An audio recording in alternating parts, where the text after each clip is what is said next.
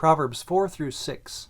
One of the best ways that I think we're all doing this together as we watch these videos and we read the Bible, one of the best ways to follow along the story and to know if you're having or getting the story right is to be observant of those kinds of verses where you wouldn't have expected it to say what it ends up saying.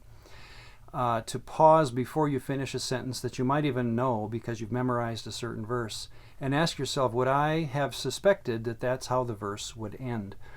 That's what happened when it comes to that law issue that we just talked about in Psalm 119. That was for me back, about 15 years ago. I was surprised when I was honest with myself. Would I have expected David to be so in love with Torah compared to how the New Testament talks about it? And that got me thinking and so forth. But now let's do it again with the Proverbs, and one verse in particular that maybe doesn't surprise you, but I'll admit I would not have finished the verses the way they do.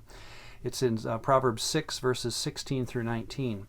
These 6 things Yahweh hates, yea, 7 are an abomination to him. This 6, yea, 7, or 3 and 4, this ascending number idea, is a rhetorical device by the writer to aid in memorization probably, and also to really emphasize that last point. So as we drive toward number 7, our attention is getting traction.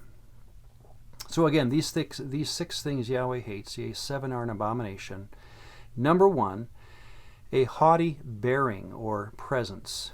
Number 2, a lying tongue. 3, hands that shed innocent blood. In other words, you're hurting someone who is completely innocent and you have no business hurting them. 4, a mind that hatches evil plots. In other words, you really work at being evil. 5, a quick feet to run to evil. Again, you want to do evil more than it happening to you.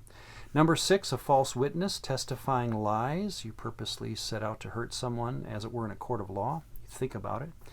And then number 7, and here's what I would never have expected the verse to end with. He who incites brothers to quarrel. Well, why wouldn't I have expected it? I'll be honest, I have been watching for and talking a lot about our relationship to Yahweh, right? As He is the creator and the sustainer of all things, and I am a human. My main role in my life is to relate to Yahweh correctly, to love Him, honor Him, and find that that relationship is very personal. Now, we have learned, and this is not surprising to me over my 50-some years of life, that all decisions that I make, and this is what the book of Proverbs is all about, all my decisions of life are not necessarily binary. Everything does not divide neatly into right or wrong. I heard a line the other day that kind of made me wince. There are many ways to do something wrong, but only one way to do something right. Well, that doesn't sound right to me based on Proverbs, because God knows, God is relational with me. He's not a computer or a machine. He knows that I'm not a computer. I face decisions that are more than just good or bad or right and wrong. They also get into this idea of, well, this is better than another option. Sometimes you come upon something where you can say, well, this is clearly the best option. But again, here's the point, good can subdivide between better and best. Sometimes it's better to do the better thing than let the best thing get in the way. There's numerous illustrations of that in life. Well, when it comes to the bad, obviously there are some things that are worse than others. You might even come upon, shall we say, the worst possible thing that could ever be done. So the point is that God knows that I know that I'm part of a world that can be very messy, very unclear, and wisdom itself wants me to jump in with both feet and think through my options, and He is good with that. He wants to work with me in a world that is not necessarily ethically or morally clear on some issues. But here's where the verse ends in such a way, like I say, that I was not expecting. It is to be a little expected that those first 6 ideas were extremely relational. feet that run to mischief in the sense of hurting someone.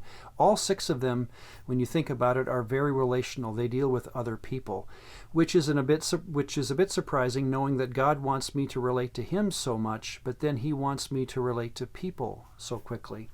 That is something I need to remember and realize that that's part of what it means to be a godly person. A Yahwist is a person who loves people.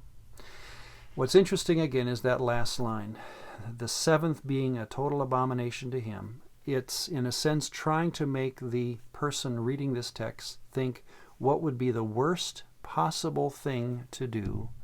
And who would have guessed? He who incites brothers to quarrel. I take that to mean, and it's a bit of shock to my system even as I say it, when I think through my ethical options during the day, God wants me to be most concerned about how my friends get along and how I can help them get along even better.